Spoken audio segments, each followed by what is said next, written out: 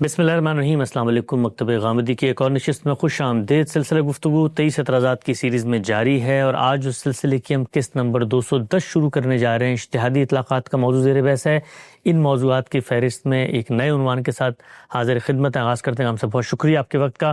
ہم سب جو نیا عنوان ہے وہ تراویح کی نماز ہے۔ ہم سب کے مختلف بیانات ہیں جن پر علماء نے تنقید کی ہے، اعتراض کیا ہے۔ کہا جاتا ہے کہ غامدی صاحب تراویح کی نماز کو کوئی مستقل الگ نماز نہیں مانتے، جبکہ یہ نماز رسالت مآب صلی اللہ علیہ وسلم، صحابہ اکرام کے اجماع اور پوری امت کے تعامل سے ثابت ہے۔ ہم سب، ہمارا اس سیریز میں طریقہ یہ ہے کہ جو بھی اشکال ہے، تنقید ہے، ابہام ہے، ہم سب سے پہلے آپ کا مثبت موقف جانتے ہیں۔ تراویح کی نماز کے بارے میں آپ کا مکمل استدلال اور رائے ہے کیا؟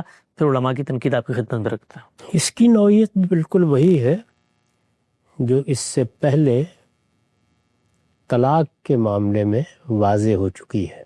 یعنی ایسا نہیں ہے کہ میں نے کوئی اجتہاد کیا ہے، کوئی نئی رائے قائم کی ہے۔ ہمارے ہاں تراویح سے متعلق جو تصور قائم کر لیا گیا ہے اس کی غلطی واضح کی ہے۔ اس کی غلطی روایات ہی کی بنیاد پر واضح ہو جاتی ہے۔ یہ نماز روایات میں نقل ہوئی ہے۔ اس کی حیثیت کسی ایسی سنت کی نہیں ہے جسے رسالت مآب صلی اللہ علیہ وسلم نے سب کے لیے جاری فرمایا ہو۔ یہ نماز رسول اللہ پر لازم تھی، آپ اسے پڑھتے تھے۔ مسلمانوں نے بھی اس کو آپ کی اتباع میں، آپ کے اسوے کی پیروی کرتے ہوئے پڑھنا شروع کر دیا۔ اس کی نوعیت کیا ہے؟ یہ تراویح میں کیسے تبدیل ہوئی؟ کیا تراویح کوئی الگ نماز ہے؟ یہ تہجدی کی نماز ہے؟ یہ وہ سوالات ہیں جو اس سے پہلے بھی زیر بحث رہے ہیں۔ میں نے ان کے بارے میں اپنا نقطہ نظر وقتاً فوقتاً بیان کیا ہے۔ یہ نقطہ نظر میری تحریروں میں بھی دیکھا جا سکتا ہے، میں نے اس پر گفتگویں بھی کی ہیں۔ میری کتاب میزان میں نفل نمازوں کا باب ہے، اس میں بڑی تفصیل کے ساتھ اور بدلائل یہ چیز زیر بحث آئی ہے۔ میں اسی بحث کو آپ کے سامنے رکھ دیتا ہوں، اس سے آپ کے سوال کا جواب بھی معلوم ہو جائے گا، میں نے کیا کیا ہے وہ بھی واضح ہو جائے گا، اصل چیز کیا ہے اور میں کس چیز سے اختلاف کر رہا ہوں اس میں بھی کوئی ابہام باقی نہیں رہے گا۔ یہ پوری بحث میں آپ کے سامنے رکھ رہا ہوں۔ جی، میں نے لکھا ہے شب و روز کی 5 نمازوں کے علاوہ ہم دن رات میں 5 نمازیں پڑھتے ہیں، یہ ہم پر لازم ہیں، فرض کی گئی ہیں۔ ہر مسلمان پابند ہے کہ وہ 5 نمازیں ادا کرے۔ شب و روز کی 5 نمازوں کے علاوہ نبی صلی اللہ علیہ وسلم کے لیے رات میں ایک اور نماز بھی لازم کی گئی تھی۔ اچھا، سب مسلمانوں کے لیے 5 نمازیں ہیں۔ رسالت مآب صلی اللہ علیہ وسلم کو اللہ تعالیٰ نے ایک چھٹی نماز کا بھی پابند کر دیا تھا، اسے صلاۃ اللیل یا تہجد کی نماز کہا جاتا ہے۔ سورہ بنی اسرائیل میں اللہ تعالیٰ نے نافلۃ لک کے الفاظ کے اس کی تصریح فرمائی ہے۔ صلاۃ اللیل، قیام اللیل، تہجد کی نماز، بالعموم یہ الفاظ اس کے لیے استعمال کیے جاتے ہیں۔ یہ بات کہ یہ نماز رسالت مآب صلی اللہ علیہ وسلم پر 5 نمازوں کے علاوہ لازم کی گئی تھی، اسے خود قرآن مجید نے بیان کر دیا ہے۔ اچھا، اس کا میں نے حوالہ دیا ہے۔ سورہ بنی اسرائیل میں اس کے لیے نافلۃ لک کے الفاظ آئے ہیں۔ سورہ بنی اسرائیل میں یہ آیت 79 ہے۔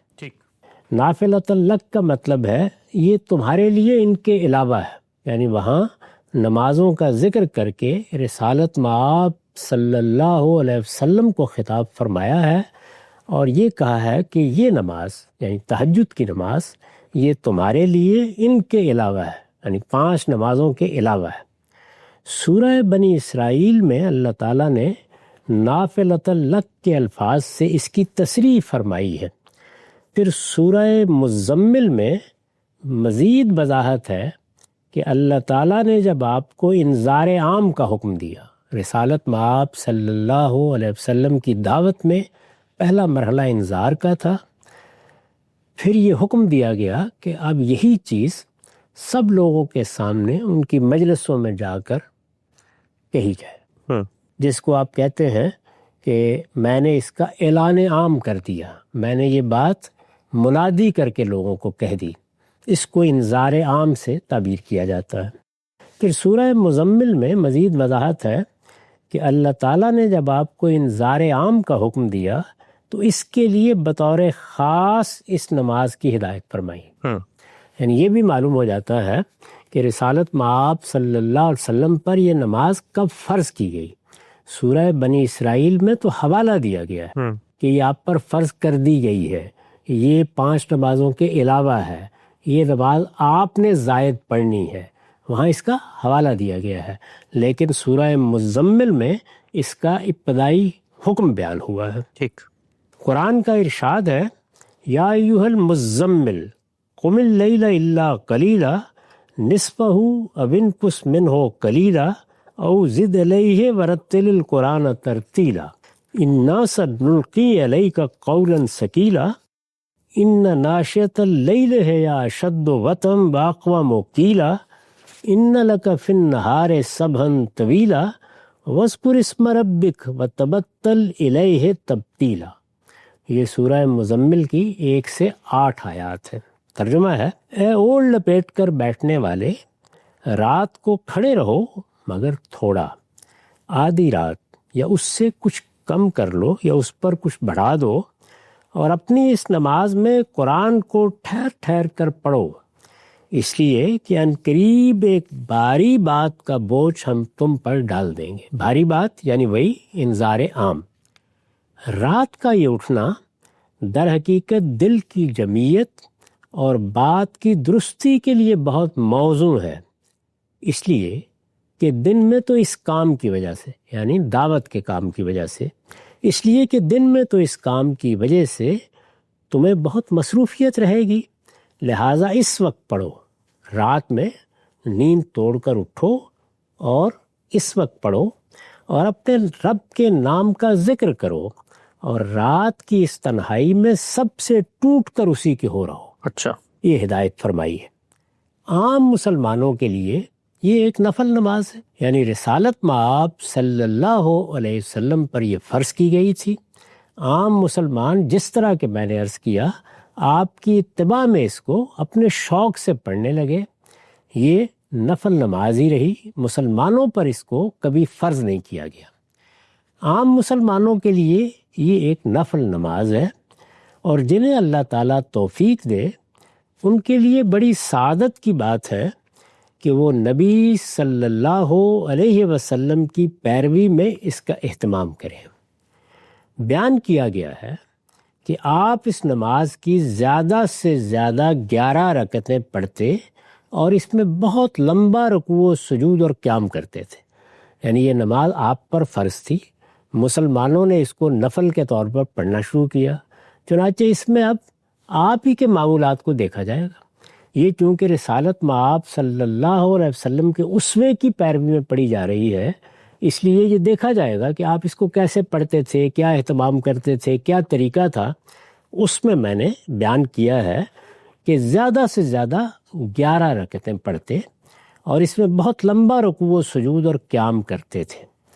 اس میں شبہ نہیں کہ بعض روایتوں میں 13 رکعتوں کا ذکر بھی ہوا ہے، لیکن اس کے بارے میں صحیح بات یہ ہے کہ نبی صلی اللہ علیہ وسلم پر یہ نماز چونکہ فرض تھی، اس لیے آپ کبھی کبھی اس سے پہلے یا اس کے بعد اسی طرح 2 رکعت نفل نماز پڑھتے تھے، جس طرح ہم مثلاً فجر سے پہلے یا مغرب کے بعد یہ نفل پڑھتے ہیں۔ ٹھیک، یعنی چونکہ آپ پر یہ نماز فرض تھی تو آپ اس کی وطر رکعتیں پڑھ لیتے تھے، جیسے ہم مغرب کی نماز پڑھ لیتے ہیں، اس کے بعد کبھی کبھی 2 رکعت نفل پڑھتے تھے، پہلے بھی اور بعد میں بھی، دونوں طرح کی روایات ہیں۔ اس سے لوگوں کو خیال ہوا کہ شاید اس کی 13 رکعتیں بھی آپ نے پڑھی ہیں، درحالے کہ اس کی زیادہ سے زیادہ 11 رکعتیں ہی پڑھی ہیں۔ اس لیے آپ کبھی کبھی اس سے پہلے یا اس کے بعد اسی طرح 2 رکعت نفل نماز پڑھتے تھے، جس طرح ہم مثلاً فجر سے پہلے یا مغرب کے بعد یہ نفل پڑھتے ہیں، لیکن بعض لوگوں نے غلطی سے اسے اصل کے ساتھ شامل سمجھ لیا۔ اس باب میں بنیادی حیثیت یعنی رکعتیں کتنی پڑھتے تھے، اس باب میں بنیادی حیثیت جس روایت کو حاصل ہے وہ یہ ہے، یہ بخاری کی روایت ہے، اس کا رقم ہے 1147۔ روایت یہ ہے، عن ابی سلمۃ بن عبد الرحمن انہ اخبرہ انہ سأل عائشۃ رضی اللہ عنہا کیف کانت صلاۃ رسول اللہ صلی اللہ علیہ وسلم فی رمضان فقالت ما کان رسول اللہ صلی اللہ علیہ وسلم یزید فی رمضان ولا فی غیرہ علی 11 رکعت۔ عبد الرحمن کے بیٹے ابو سلمہ نے بتایا کہ انہوں نے سیدہ عائشہ سے پوچھا رمضان میں رسول اللہ صلی اللہ علیہ وسلم کی نماز کیا ہوتی تھی؟ سیدہ نے جواب دیا، رسول اللہ صلی اللہ علیہ وسلم نہ رمضان میں کبھی 11 رکعت سے زیادہ پڑھتے تھے اور نہ رمضان کے علاوہ دوسرے دنوں میں۔ اس سے یہ بالکل واضح ہو گیا کہ رمضان میں آپ کوئی الگ نماز نہیں پڑھتے تھے، وہی تہجد کی نماز ہے۔ رمضان میں بھی اس کی رکعتیں کم و بیش اتنی رہتی تھیں اور رمضان کے علاوہ بھی یہی صورتحال تھی، یعنی رکعتوں کے لحاظ سے یا کسی مزید نماز کے اہتمام کے لحاظ سے کوئی فرق نہیں تھا۔ یہ سیدہ نے اس نے واضح کر دیا۔ رسول اللہ صلی اللہ علیہ وسلم یہ نماز یعنی تہجد کی نماز بالعموم جن طریقوں سے پڑھتے تھے یا آپ نے اسے پڑھنے کی ہدایت فرمائی ہے وہ یہ ہیں۔ ہمارے ہاں فرض نماز پڑھنے کا ایک ہی طریقہ ہے، لیکن تہجد میں یہ معلوم ہوتا ہے کہ رسالت مآب صلی اللہ علیہ وسلم متنوع طریقے اختیار کرتے تھے، وہ میں نے جمع کر دیے ہیں۔ 2 رکعتیں پڑھ کر سلام پھیر دیا جائے، پھر 1 رکعت سے یہ نماز وتر کر دی جائے۔ اس نماز کے بارے میں آگے بھی واضح ہوگا، یہ لازم ہے کہ اس کو وتر پڑھا جائے گا، یعنی اس کی رکعتوں کی تعداد 3 ہوگی، 5 ہوگی، 7 ہوگی، 9 ہوگی، 11 ہوگی، یہ ہمیشہ اسی طرح پڑھی جائے گی۔ 2 رکعتیں پڑھ کر سلام پھیر دیا جائے، پھر 1 رکعت سے یہ نماز وتر کر دی جائے۔ 2 رکعتیں پڑھ کر سلام پھیرا جائے، پھر 5 رکعتیں اس طرح پڑھی جائے کہ ان میں قعدہ صرف آخری رکعت میں کیا جائے، یہ دوسرا طریقہ ہے۔ تیسرا طریقہ 4 رکعتیں، اس سے پہلے کیا تھا 2 رکعتیں، 4 رکعتیں عام طریقے سے پڑھ کر سلام پھیر دیا جائے جیسے ہم پڑھتے ہیں، پھر 3 رکعتیں قعدے کے بغیر مسلسل پڑھ کر آخری رکعت میں قعدہ کیا جائے اور اس کے بعد سلام پھیرا جائے۔ چوتھا اور آخری طریقہ ہے 2 یا 4 یا 6 یا 8 رکعتیں قعدے کے بغیر مسلسل پڑھ کر آخری رکعت میں قعدہ کیا جائے، پھر سلام پھیرے بغیر اٹھ کر 1 رکعت پڑھی جائے وتر کرنے کے لیے اور قعدے کے بعد سلام پھیرا جائے۔ یہ 4 طریقے رسالت مآب صلی اللہ علیہ وسلم کی تہجد کے معلوم ہوتے ہیں۔ روایتوں سے معلوم ہوتا ہے کہ اس نماز میں یعنی تہجد کی نماز میں پہلے سرن و جہرن دونوں طریقوں سے قرآن مجید کی تلاوت کی جاتی تھی۔ ہمارے ہاں 5 نمازوں کے بارے میں یہ سنت قائم کی گئی ہے کہ اس میں سے 3 نمازوں میں ہم جہری قرات کرتے ہیں، بلند آواز سے قرآن پڑھتے ہیں، اور 2 نمازوں میں خاموشی کے ساتھ سرن۔ اس نماز کے معاملے میں پہلے کوئی خاص طریقہ مقرر نہیں کیا گیا تھا، لوگ اس کو جہرن بھی پڑھ لیتے تھے اور سرن بھی پڑھ لیتے تھے۔ روایتوں سے معلوم ہوتا ہے کہ اس نماز میں پہلے سرن اور جہرن دونوں طریقوں سے قرآن مجید کی تلاوت کی جاتی تھی، بعد میں اللہ تعالیٰ نے حکم دیا کہ ان کے بین کا لہجہ اختیار کیا جائے۔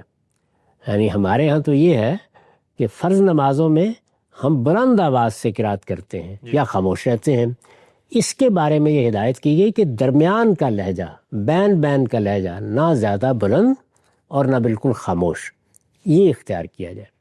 ارشاد فرمایا ہے، سورہ بنی اسرائیل کی آیت 110 ہے، وَلَا تَجْهَرْ بِصَلَاتِكَ وَلَا تُخَافِتْ بِهَا وَابْتَغِي بَيْنَ ذَلِكَ سَبِيلًا۔ اور اوپر جو نماز ہے پیغمبر، خاص کر تم کو پڑھنے کی ہدایت کی گئی ہے۔ یہ آیت آخر میں آئی ہے، اوپر یہ حکم دیا گیا ہے، اور اوپر جو نماز ہے پیغمبر، خاص تم کو پڑھنے کی ہدایت کی گئی ہے، تم اپنی اس نماز کو نہ بہت زیادہ بلند آواز سے پڑھو نہ بہت پست آواز سے، بلکہ ان دونوں کے درمیان کا طریقہ اختیار کرو۔ چنانچہ رسول اللہ صلی اللہ علیہ وسلم نے اس کے بعد اپنے صحابہ کو بھی اسی کا پابند کیا۔ ابو قتادہ کی روایت ہے کہ حضور نے صدیق رضی اللہ عنہ سے کہا، میں تمہارے پاس سے گزرا تو تم رات کی نماز میں بہت پست آواز سے قرآن پڑھ رہے تھے۔ انہوں نے جواب دیا، میں اسے سناتا ہوں جو میری سرگوشی سنتا ہے۔ آپ نے فرمایا، اسے کچھ بلند کر لو۔ اچھا۔ پھر آپ نے عمر فاروق رضی اللہ عنہ سے کہا، میں تمہارے پاس سے گزرا تو تم بہت بلند آواز سے قرآن پڑھ رہے تھے۔ انہوں نے جواب دیا، میں سوتوں کو جگاتا اور شیطان کو بھگاتا ہوں۔ آپ نے فرمایا، اسے کچھ پست کر لو۔ اس سے یہ بالکل واضح ہو گیا کہ تہجد کی نماز جو رسالت مآب صلی اللہ علیہ وسلم پر فرض کی گئی تھی، اس کو پڑھنے کے طریقے کیا تھے۔ یہ واضح ہو گیا کہ اس کی رکعتیں ہمیشہ طاق ہوں گی۔ جی۔ یہ بھی واضح ہو گیا کہ زیادہ سے زیادہ کتنی رکعتیں رسالت مآب صلی اللہ علیہ وسلم پڑھا کرتے تھے، اس میں قرات کس طرح کی جائے گی، اس کو خود قرآن نے واضح کر دیا۔ رسالت مآب صلی اللہ علیہ وسلم نے صاف معلوم ہوتا ہے کہ قرآن کی اس آیت کے نزول کے بعد اپنے 2 جلیل القدر صحابہ کو اس کی ہدایت فرمائی۔ وہ روایت میں نے یہاں نقل کر دی ہے۔ اس نماز کا، یعنی جس نماز کا ہم ذکر کر رہے ہیں، اس نماز کا اصل وقت جیسا کہ قرآن مجید کی سورہ بنی اسرائیل اور سورہ مزمل سے واضح ہے، سو کر اٹھنے کے بعد ہی کا ہے۔ یہ اس کا اصل وقت ہے۔ جب ہم سو کے کچھ دیر سو کے اٹھیں تو اس وقت یہ نماز پڑھنی چاہیے۔ اس نماز کا اصل وقت جیسا کہ قرآن مجید کی سورہ بنی اسرائیل اور سورہ مزمل سے واضح ہے، سو کر اٹھنے کے بعد ہی کا ہے، اور اسی وجہ سے اسے نماز تہجد کہا جاتا ہے۔ تہجد کے معنی ہی یہ ہے، نیند توڑ کر اٹھنا، سو کر اٹھنا۔ قرآن نے اسے حضوری کا وقت قرار دیا، اور نبی صلی اللہ علیہ وسلم نے فرمایا ہے کہ اللہ تعالیٰ ہر رات ہماری اس دنیا کی طرف متوجہ ہوتے ہیں۔ جب 1/3 رات باقی رہ جاتی ہے تو فرماتے ہیں، اس وقت کون ہے جو مجھے پکارے کہ میں اس کی پکار کا جواب دوں؟ کون ہے جو مجھ سے مانگے کہ میں اسے عطا کر دوں؟ کون ہے جو مجھ سے مغفرت چاہے کہ میں اسے بخش دوں؟ رسالت مآب صلی اللہ علیہ وسلم نے اس طرح لوگوں کو گویا توجہ دلائی ہے کہ یہ وقت کتنا غیر معمولی ہے، اس میں ہم گویا بارگاہ میں حاضر ہوتے ہیں، اس وجہ سے اس کو حضوری کی نماز کے طور پر اہمیت دینی چاہیے۔ یہ اس کا وقت ہے، تہجد کا وقت۔ تاہم اگر کوئی شخص یہ سعادت حاصل کرنے میں کسی وجہ سے کامیاب نہ ہو سکے، اپنے حالات کی وجہ سے، طبیعت کی وجہ سے، سستی کی وجہ سے وہ نیند توڑ کر نہیں اٹھ پا رہا، تاہم کوئی شخص اگر یہ سعادت حاصل کرنے میں کسی وجہ سے کامیاب نہ ہو سکے تو وہ یہ نماز سونے سے پہلے بھی پڑھ سکتا ہے۔ سورہ مزمل میں اس نماز سے متعلق تخفیف کی آیت سے یہ بات بھی نکلتی ہے۔ اچھا۔ سورہ مزمل ہی میں آگے اللہ تعالیٰ نے واضح کیا ہے آیت 20 میں کہ اس نماز سے متعلق مسلمانوں میں ایک شوق پیدا ہوا ہے، وہ اس کا اہتمام کر رہے ہیں۔ اس میں اپنے اوپر بعض ایسی چیزیں انہوں نے عائد کر لی ہیں جن کا وہ تحمل نہیں کر سکیں گے، چنانچہ اس میں تخفیف فرمائی ہے۔ تخفیف جب اللہ تعالیٰ فرما رہے ہیں تو اس کا مطلب یہ ہے کہ اتنا بھی کر لو گے تو اس نماز کا اجر پالو گے۔ اس میں فرمایا ہے، ان ربک یعلم انک تقوم ادنی من ثلثی اللیل ونصفہ وثلثہ وطائفۃ من الذین معک واللہ یقدر اللیل والنہار علم ان لن تحصوہ فتاب علیکم فقرؤوا ما تیسر من القرآن علم ان سیکون منکم مرضی وآخرون یضربون فی الارض یبتغون من فضل اللہ وآخرین یقاتلون فی سبیل اللہ فقرؤوا ما تیسر من۔ تمہارا پروردگار خوب جانتا ہے کہ تم کبھی 2/3 رات کے قریب، کبھی آدھی رات اور کبھی 1/3 رات اس کے حضور میں کھڑے رہتے ہو، اور ایک گروہ تمہارے ساتھیوں میں سے بھی، یعنی رسالت مآب کو خطاب کیا ہے کیونکہ یہ نماز آپ ہی کے لیے تھی اصلاً، اور پھر اس کے بعد فرمایا کہ تمہارے ساتھیوں میں سے بھی بعض لوگ اس کا اہتمام کرنے لگ گئے ہیں۔ لوگوں کی ضرورت کے لحاظ سے اللہ ہی دن اور رات کی تقدیر ٹھہراتا ہے۔ اس نے جان لیا کہ تم لوگ اسے نبھا نہ سکو گے، تو اس نے تم پر عنایت کی نظر کی، چنانچہ اب قرآن میں سے جتنا ممکن ہو اس نماز میں پڑھ لیا کرو۔ قرآن مجید جب کم پڑھا جائے گا تو اس کے نتیجے میں نماز کا وقت بھی کم ہو جائے گا۔ اس طرح گویا قرآن جتنا چاہے پڑھ لیا کرو کہہ کر تخفیف کر دی۔ چنانچہ اب قرآن میں جتنا ممکن ہو اس نماز میں پڑھ لیا کرو۔ اسے معلوم ہے کہ آگے تم میں بیمار بھی ہوں گے، اور کچھ دوسرے وہ بھی جو خدا کے فضل کی تلاش میں سفر کریں گے، اور کچھ دوسرے جو اللہ کی راہ میں جہاد کے لیے اٹھیں گے، اس لیے جتنا ممکن ہو اس میں سے پڑھ لیا کرو۔ یہ اللہ تعالیٰ نے اصل حکم میں تخفیف فرمائی ہے۔ سورہ مزمل میں پہلے اصل حکم بیان ہوا ہے، پھر اس آیت 20 میں یہ تخفیف کی آیات ہے۔ نبی صلی اللہ علیہ وسلم نے اسی بنا پر فرمایا ہے، ایکم خاف اللہ یقوم من آخر اللیل فلیوتر ثم لیرقد ومن وثق بقیام من اللیل فلیوتر من آخرہ فإن قراءۃ آخر اللیل محظورہ وذالک افضل۔ مسلم کی روایت ہے، 1767 رقم ہے۔ ترجمہ ہے، تم میں سے جسے اندیشہ ہو کہ وہ رات کے آخری حصے میں نہ اٹھ سکے گا، اسے چاہیے کہ سونے سے پہلے اپنی نماز وتر کر لے۔ یعنی اگر تہجد پڑھنے کی خواہش ہے، اور ظاہر ہے کہ مسلمانوں میں یہ خواہش ہوتی ہے، تو وہ سونے سے پہلے پڑھ لے۔ لیکن جو یہ سمجھتا ہو کہ وہ یقیناً اٹھے گا، اسے یہ نماز رات کے آخری حصے ہی میں پڑھنی چاہیے۔ اس موقع پر بھی جب آپ نے لوگوں کو یہ اجازت دی ہے، یہ بتا دیا کہ اس کا اصل وقت وہی ہے، اس لیے کہ آخر شب کی قرات روبرو ہوتی ہے اور وہی افضل ہے، حضوری میں ہوتی ہے، ذات باری کا خصوصی التفات ہوتا ہے۔ نبی صلی اللہ علیہ وسلم یہ نماز ہمیشہ تنہا پڑھتے تھے، تاہم رمضان کے کسی مہینے میں جب آپ تہجد کے لیے اٹھے اور مسجد میں بوریے کا جو حجرہ آپ رمضان میں بنا لیتے تھے اعتکاف کرنے کے لیے، جب آپ تہجد کے لیے اٹھے اور مسجد میں بوریے کا جو حجرہ آپ رمضان میں بنا لیتے تھے، اس سے نکل کر باہر مسجد میں نماز پڑھی۔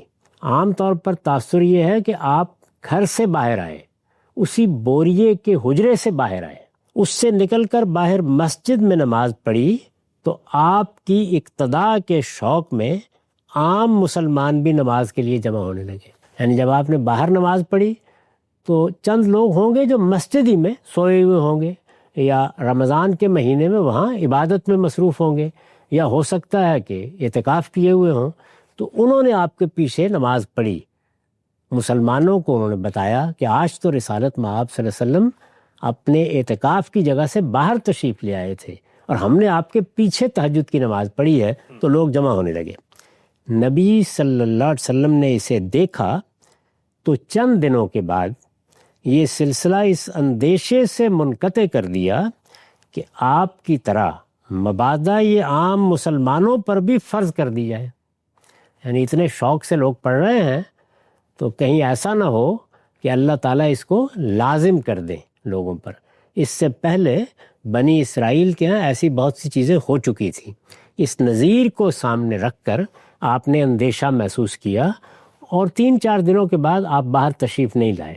3-4 دن لوگ آپ کے پیچھے پڑتے رہے، یعنی خود آپ نے اس کی جماعت کے لیے لوگوں کو نہیں بلایا، کوئی اہتمام نہیں کیا، معمول کے مطابق اپنی نماز پڑھی، جس طرح اپنی نماز میں قرات فرماتے تھے اسی طرح فرمائی، لوگ اپنے شوق سے پیچھے نماز پڑھنے کے لیے کھڑے ہو گئے۔ یہ واقعہ 3-4 دن ہوا، لیکن بعد میں آپ نے اس سلسلے کو منقطع کر دیا۔ عروہ بن زبیر کی روایت ہے، ان عائشہ رضی اللہ عنہا اخبرت ہو ان رسول اللہ صلی اللہ علیہ وسلم خرج لیلۃ من جوف اللیل فصلی فی المسجد وصلی رجال بصلاتی فاصبح الناس فتحدثوا فاجتمع اکثر منهم فصلوا معه فاصبح الناس فتحدثوا فکثر اہل المسجد من اللیلۃ الثالثہ فخرج رسول اللہ صلی اللہ علیہ وسلم فصلی فصلوا بصلاته فلما كانت اللیلۃ الرابعہ عجز المسجد عن اہلہ حتی خرج لصلاة الصبح اقبل علی الناس فتشہد ثم قال اما بعد فإنه لم يخف علی مکانکم وَلَكِنِّي خَشِيتُ أَن تُفْرَضَ عَلَيْكُمْ فَتَعْجِزُوا عَنْهَا۔ یہ بخاری کی روایت ہے، رقم ہے 2012۔ ترجمہ ہے، سیدہ عائشہ نے انہیں بتایا، یعنی عروہ بن زبیر کو، کہ رسول اللہ صلی اللہ علیہ وسلم آدھی رات کے وقت نکلے اور آپ نے مسجد میں نماز پڑھی، اپنے حجرے سے نکلے، یعنی وہ جو بوریے کا ایک حجرہ اعتکاف کے لیے مسجد کے اندر ہی بنا ہوا تھا، آپ نے مسجد میں نماز پڑھی، رات کے وقت باہر نکلے اور مسجد میں نماز پڑھنا شروع کر دی۔ وہاں کچھ لوگ آپ کے ساتھ اس میں شریک ہو گئے، انہوں نے صبح اس کا ذکر کیا تو دوسرے دن زیادہ لوگ جمع ہو گئے۔ اس رات بھی آپ نے مسجد میں نماز پڑھی تو لوگوں نے آپ کے ساتھ یہ نماز ادا کی۔ صبح پھر اس کا ذکر ہوا تو تیسری رات نمازیوں کی ایک بڑی تعداد مسجد میں آ گئی۔ آپ اس رات پھر نکلے اور لوگوں نے آپ کی ابتدا میں نماز ادا کی۔ پھر چوتھی رات ہوئی تو مسجد لوگوں سے اس طرح بھر گئی کہ اس میں کسی آنے والے کے لیے جگہ باقی نہ رہی، بہت بڑی تعداد میں لوگ آ گئے۔ لیکن اس رات آپ صبح سے پہلے نہیں نکلے، اچھا، بلکہ فجر ہی کے وقت باہر آئے۔ فجر کی نماز تو ظاہر ہے پہلے بھی باہر ہی آ کے پڑھتے تھے، لیکن اس رات آپ صبح سے پہلے نہیں نکلے بلکہ فجر ہی کے وقت باہر آئے۔ پھر فجر کی نماز کے بعد آپ لوگوں کی طرف متوجہ ہوئے، خطبے میں اللہ کی توحید بیان کی اور فرمایا، میں تم لوگوں کے آنے سے بے خبر نہ تھا، لیکن مجھے اندیشہ ہوا کہ یہ کہیں تم پر فرض نہ کر دی جائے اور پھر تم اسے ادا نہ کر سکو۔ یہ واقعہ پیش آیا، یعنی اس سے یہ استدلال بھی نہیں کیا جا سکتا کہ آپ نے اپنی طرف سے اس کی کبھی جماعت کا اہتمام کیا۔ ایک معاملہ ہوا اور اس کے بعد آپ نے احتیاطاً باہر آنے ہی سے اجتناب فرمایا۔ سیدنا عمر رضی اللہ عنہ کے زمانہ خلافت تک لوگ رمضان کے مہینے میں بھی گھروں اور مسجدوں میں اسے یعنی تہجد کی نماز کو بالعموم اپنے طور پر ہی پڑھتے تھے۔ مسجد میں جا کے پڑھ لی، گھر میں پڑھ لی، لیکن اپنے طور پر، یہاں تک کہ وہ سیدنا عمر رضی اللہ عنہ یہاں تک کہ وہ ایک دن مسجد کی طرف آئے تو انہوں نے دیکھا کہ لوگ مختلف ٹکڑیوں میں اس طرح نماز پڑھ رہے ہیں کہ کوئی شخص تنہا تلاوت کر رہا ہے اور کچھ کسی امام کی اقتداء میں، اکیلے بھی لوگ کھڑے ہو کے پڑھ رہے ہیں اور کچھ لوگوں نے کسی کو امام بنا لیا ہے، جن کو زیادہ قرآن یاد نہیں ہوگا انہوں نے کسی کو امام بنا لیا۔ اس نماز میں چونکہ تلاوت کچھ بلند آواز سے ہوتی ہے، اس وجہ سے مسجد میں عجیب بے نظمی کی کیفیت تھی۔ عمر رضی اللہ عنہ نے قرآن مجید کے آداب کے لحاظ سے اسے پسند نہیں فرمایا، اچھا، اور ابی بن کعب کو اس نماز کے لیے لوگوں کا امام مقرر کر دیا۔ یہ سیدنا عمر کا اجتہاد ہے، یعنی انہوں نے یہ فیصلہ فرمایا کہ لوگ آ رہے ہیں شوق سے، ایک شخص اپنے طور پر پڑھ رہا ہے، کچھ لوگوں نے کسی کو امام بنایا ہوا ہے، تو اگر یہ شوق سے آ ہی رہے ہیں تو پھر کوئی ایک امام مقرر کر دیا جائے، وہ ان سب کو نماز پڑھا دے۔ عمر رضی اللہ عنہ نے قرآن مجید کے آداب کے لحاظ سے اسے پسند نہیں فرمایا اور ابی بن کعب کو اس نماز کے لیے لوگوں کا امام مقرر کر دیا۔ اس کے بعد ایک دوسری رات آپ پھر تشریف لائے، لوگوں کو نماز پڑھتے دیکھا تو فرمایا یہ نئی چیز اچھی ہے، لیکن جس کو چھوڑ کر یہ سوئے رہتے ہیں وہ اس سے بہتر ہے، یعنی تہجد۔ اچھا، روایت سے واضح ہے کہ عمر رضی اللہ عنہ نہ صرف یہ کہ لوگوں کے ساتھ اس نماز میں شامل نہیں ہوئے، بلکہ انہوں نے رات کے آخری حصے میں اٹھ کر تنہا یہ نماز پڑھنے کو اس سے بہتر قرار دیا۔ یعنی وہی پوری بات بالکل واضح ہو گئی کہ انہوں نے ہرگز کسی نئی نماز کا اہتمام نہیں کرایا۔ لوگ رسالت مآب صلی اللہ علیہ وسلم کی دی ہوئی اجازت کے مطابق عشاء کے بعد یہ نماز پڑھ رہے تھے، بد نظمی دیکھ کر ایک امام مقرر کر دیا، نہ خود شریک ہوئے نہ اس کی امامت فرمائی۔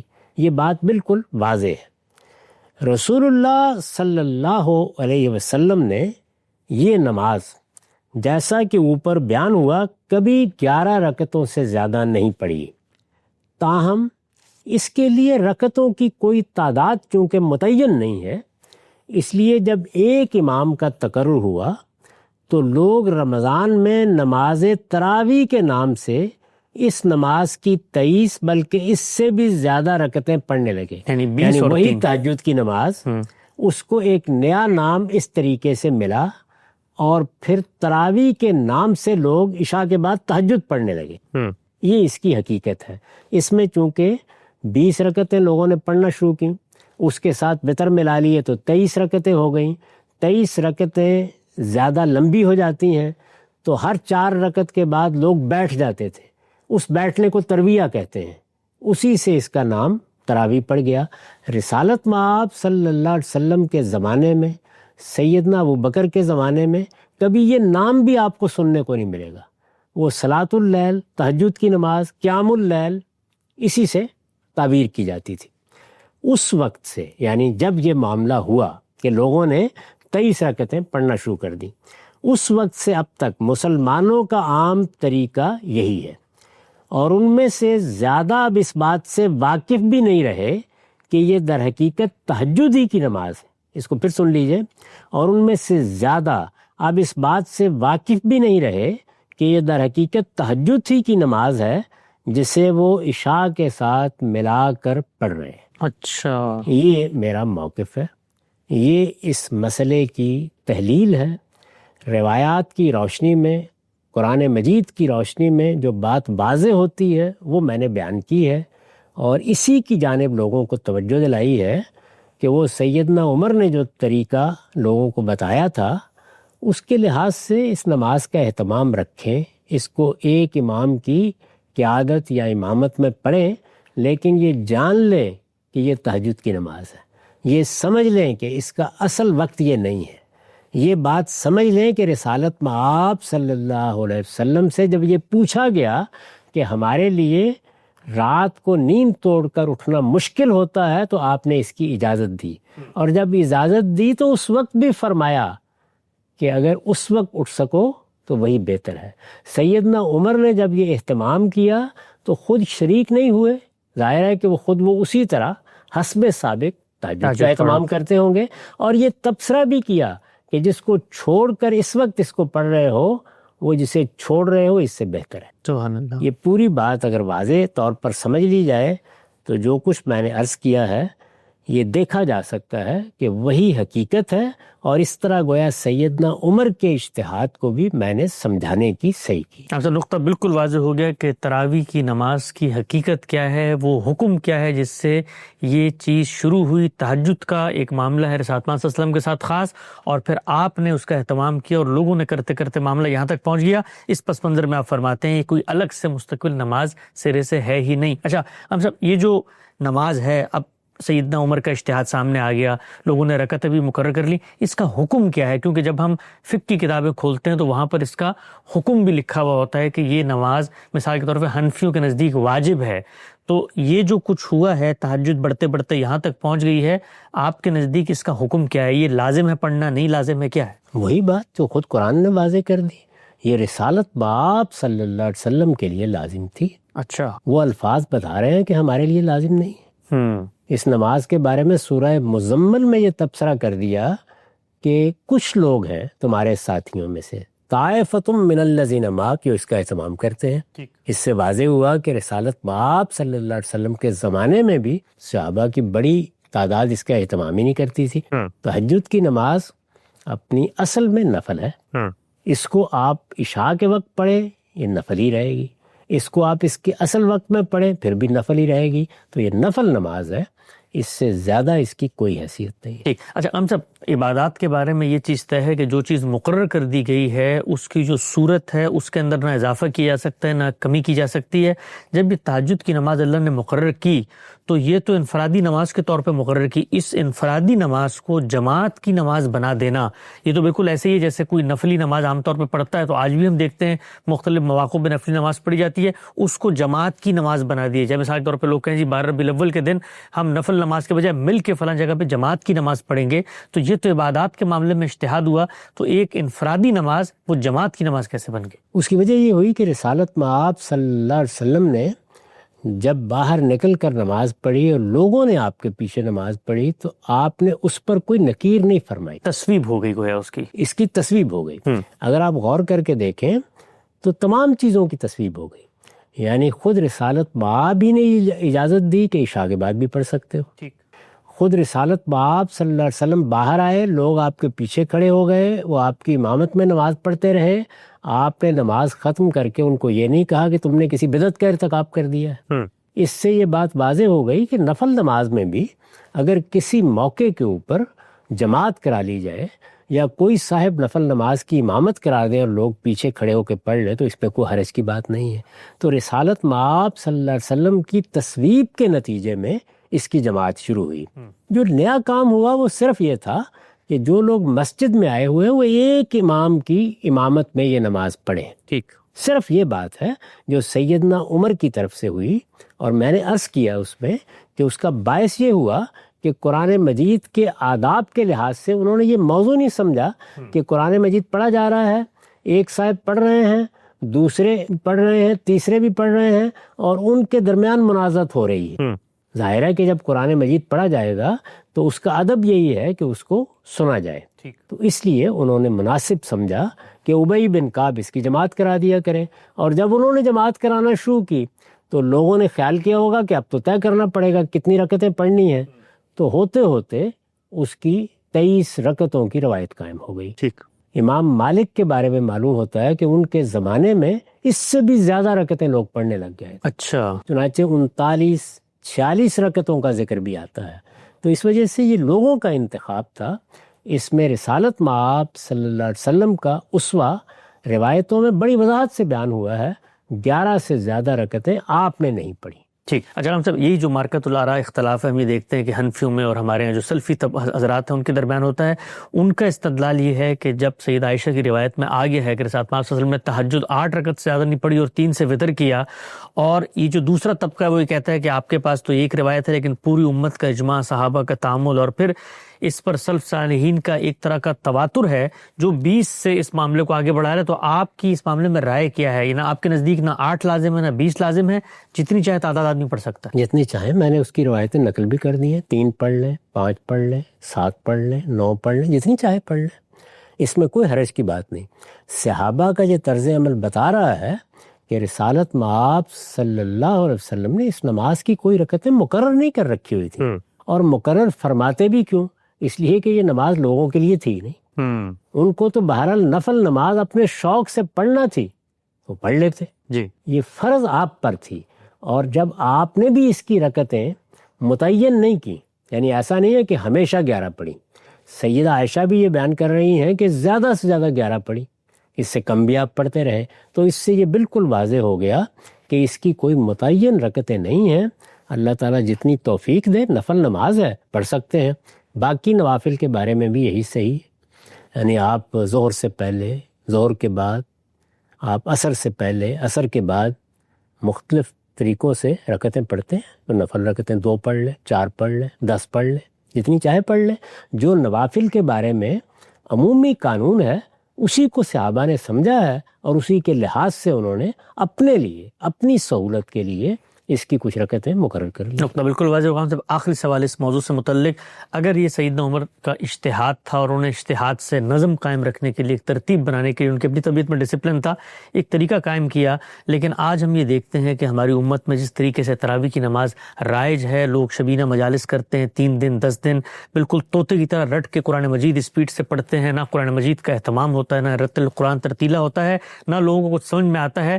تو اس صورتحال میں کوئی فقیہ، کوئی مجتہد کیا آج اجتہاد کر کے یہ کہہ سکتا ہے کہ جو اصل نماز تھی تہجد، اس کی طرف لوٹا جائے اور یہ جو ترتیب اور حیت قائم کر دی گئی ہے تراویح کی، اس کا خاتمہ ہونا چاہیے؟ کہہ سکتا ہے، کیا لازم ہے کہ کہا جائے. اچھا. میں نے بھی اپنی ذمہ داری پوری کی ہے. لوگوں کو بتایا جائے کہ اصل حقیقت کیا ہے، لوگوں کو سمجھایا جائے کہ اس میں 23 رکعتیں پڑھنا ہی لازم نہیں ہے، اپنی سہولت کے لحاظ سے پڑھا کرو. اس میں قرآن مجید کو ختم کرنا بھی ضروری نہیں ہے، یہ بھی اپنی سہولت کے لحاظ سے. خود قرآن کے الفاظ ہے فقرؤ ما تیسر منہ، یعنی جتنی سہولت ہو، جتنا ممکن ہو قرآن پڑھ لیا کرو. یہ سب باتیں بالکل واضح ہیں، قرآن میں بیان ہوئی ہیں، روایتوں میں بیان ہوئی ہیں، عملی طور پر بھی ہر شخص ان کو جانتا ہے. چنانچہ یہی باتیں ہر عالم کا فرض ہے کہ وہ لوگوں کو بتاتا رہے اور وہ اپنے رویوں کی اس کی روشنی میں اصلاح بھی کرتے رہے اور اپنے علم کی بھی اصلاح کرتے رہے. نقطہ بالکل واضح ہو گیا. تراویح کی نماز کی حقیقت کیا ہے؟ غامدی صاحب پر تنقیدات زیر بحث آ رہی ہیں، اجتہادی اطلاقات کا موضوع زیر بحث ہے. وقت یہاں پہ ختم ہوتا ہے، دوبارہ حاضر خدمت ہوں گے. اب تک آپ کا بہت شکریہ.